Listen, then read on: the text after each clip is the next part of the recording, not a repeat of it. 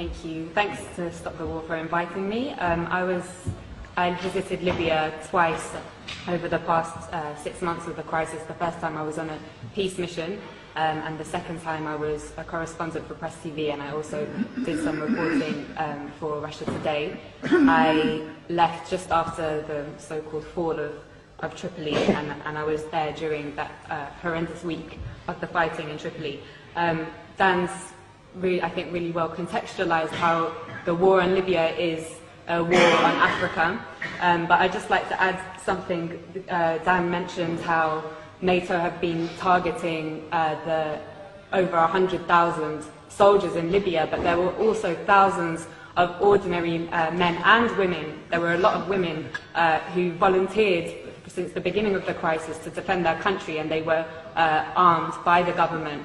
And during that week in Tripoli when the fighting began, I witnessed how ordinary men and women took up the weapons that they had been trained to use during that 6 months to defend their country. So I'm going to, as a journalist, I'm going to talk a little bit about the role of the media, and this has been an incredible media war. Dan alluded strongly to the criminalization of the Libyan government and Gaddafi. So the media said that thousands of people were about to be killed in Benghazi, but they never showed us any evidence. They said that 6,000 people had been killed by the government. Human rights organizations have confirmed that approximately 250 have died from both sides. They said that the Libyan government was attacking its own people from the air, and Russian intelligence satellites have since shown us that this was impossible. They said that the government was hiring mercenaries from elsewhere in Africa. They never showed us the evidence. Instead, we saw the videos of black Libyans and other black Africans being lynched in public squares by NATO's ground troops, the rebels, with scores of people filming on their mobile phones and Western special forces looking on. They said that Gaddafi was hated by his people, but they never showed us the 1.7 million people in a country of 6 million in Green Square on July the 1st, or the masses in Tarhuna, in Sabha, in Beni Walid, in Sirte, and across the country who demonstrated to pledge their allegiance to their leader and to the Jamahiriya.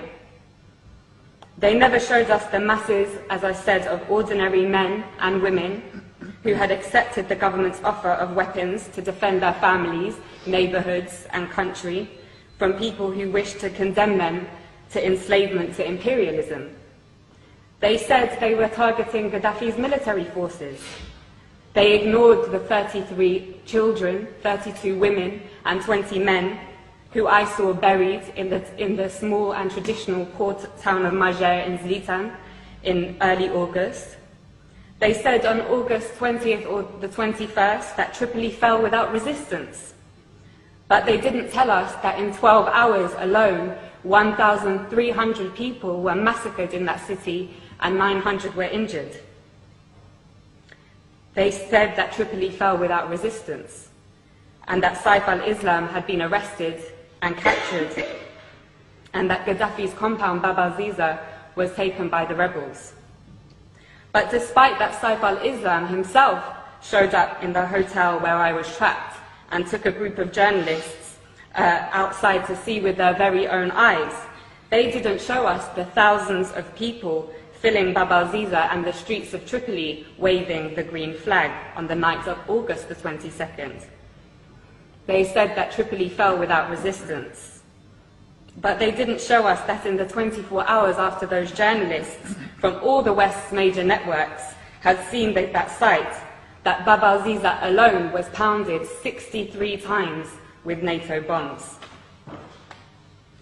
They didn't show us how all the gatherings of the people to defend their capital from those who wished to send them back to the times of colonial puppet King Idris were attacked with missiles and Apache gunships. They didn't show us how the brave people of Abu Slim, the poorest area in Tripoli, and the staunchest area of support for Gaddafi, resisted for 5 days until on August 24th, NATO attacked anything that moved and piles of bodies lined the streets. They told us that the country was liberated.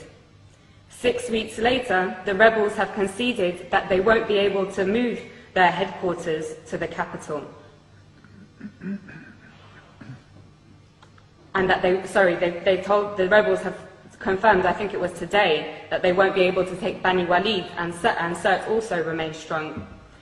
So, Gaddafi, mass murderer, hated by his people so much that they would beg NATO to bomb their own country, hated so much that the capital city fell without resistance. Or NATO, mass murderer, killing the Libyan masses because they would die for their leader, just like in Tripoli. I know which one we have mountains of evidence for. In fact, there is so much evidence that even the Conservative Party's own mouthpiece, The Telegraph, has been unable to hide from it. Amongst their numerous reports showing that the rebels lack the popular support that Gaddafi enjoys, one article published this week reported what I heard throughout my stay in Tripoli. A resident of Sirte, Susan Farjan, said, "We lived in democracy under Muammar Gaddafi. He was not a dictator. I lived in freedom. Libyan women had full human rights. It isn't that we need Muammar Gaddafi again, but we want to live just as we did before." In the same article, 80-year-old Mabruka says, "Life was good under Gaddafi. We were never afraid." Again, in the same article, another elderly lady says, "They are killing our children. Why are they doing this? For what? Life was good before." And yet another says, "Everyone loves Gaddafi, and we love him because we love Libya. Now the rebels have taken over, we might have to accept that. But Muammar will always be in our hearts."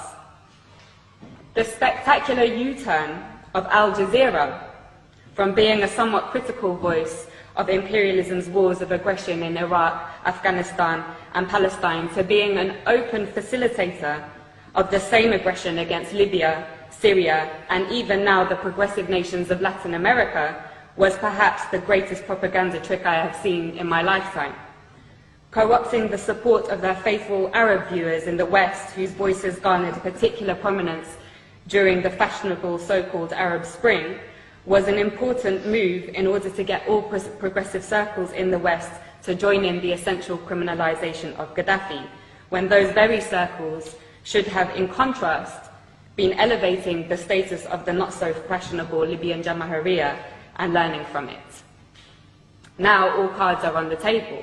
Al Jazeera's Director General Wada Kanfar has resigned following the release of WikiLeaks cables, which revealed he has been taking orders from none other than the CIA.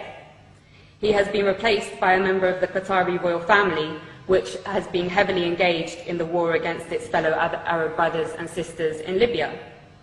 But despite the role of Al Jazeera being clear as day now, it continues to get away with the same tricks of tugging on the liberal heartstrings of westernized audiences with its stories about how people in sovereign states of the global south's greatest tragedy is their lack of Western democracy, never mind that it has failed in the West.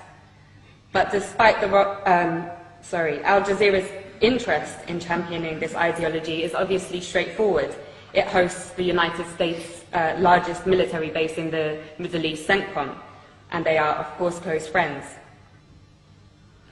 Leaving the Rixos Hotel, where I had been trapped for 5 days, was the most surreal and probably the worst day of my life.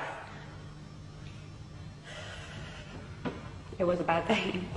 The safe, secure, welcoming city, full of life and warmth that I had driven through days previously had transformed.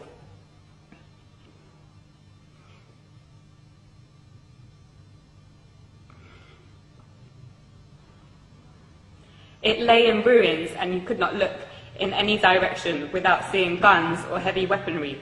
Many people had gone into hiding, been killed, and thousands of others had fled.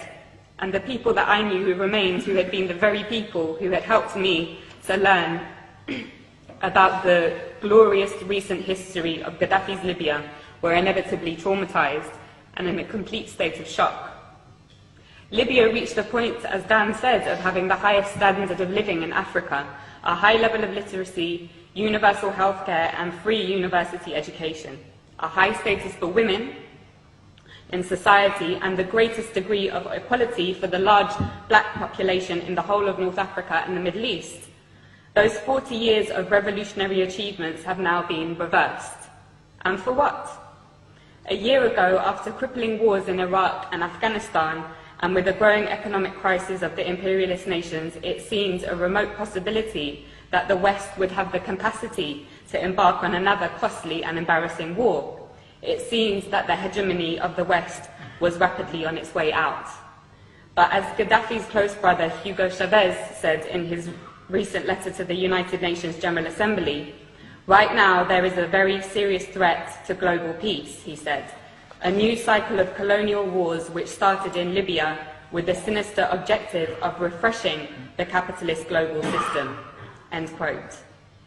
He knows that his country will be targeted in that cycle, with the very same model that they used against Libya and are now using against Syria.